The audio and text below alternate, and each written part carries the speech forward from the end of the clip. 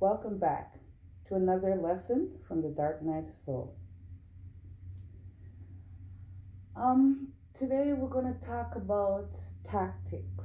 I'm not sure if I touched on this subject, but I'd like to go, and then if I did, I'm going to go a little more in depth. So let's touch on this, the tactics.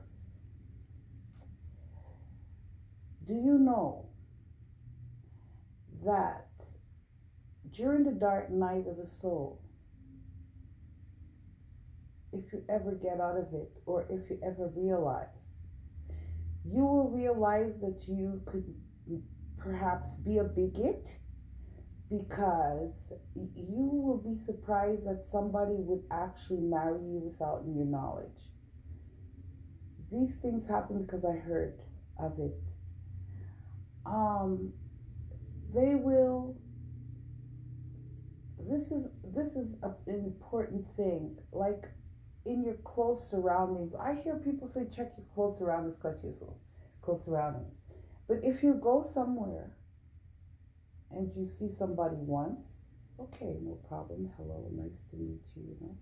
And you go and you see them again, okay, yeah, nice to meet you. You see, when you see them the third time in your life and they're irrelevant to you, meaning you didn't exchange a phone number, you didn't say, well, hang out with them. It's just somebody that you didn't even, maybe you didn't even say hello to them or hi, how are you, what's your name.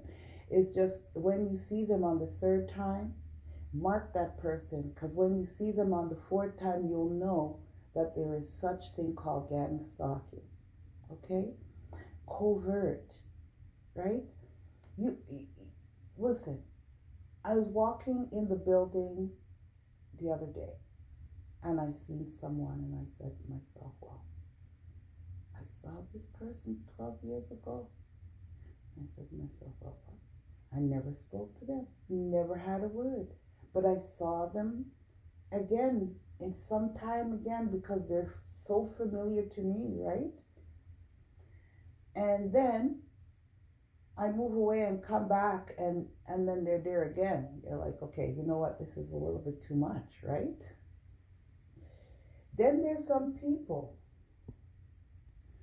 that you sure you know, regardless of what name they want to brand themselves, because I've worked in this advertising building. I won't say the name, but definitely was advertising.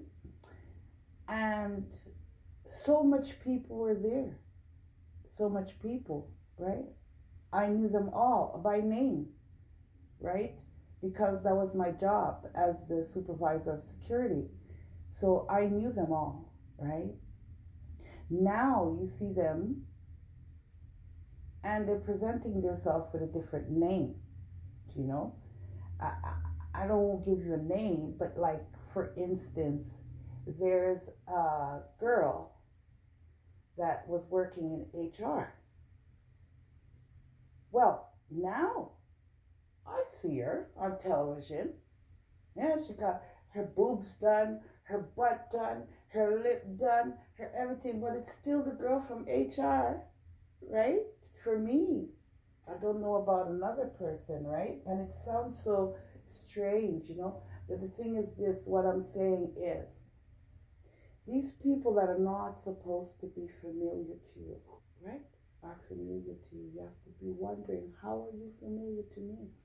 How could you, how could somebody be watching, like, per se, YouTube, and open up a channel, and the person that is presenting their channel to you is familiar?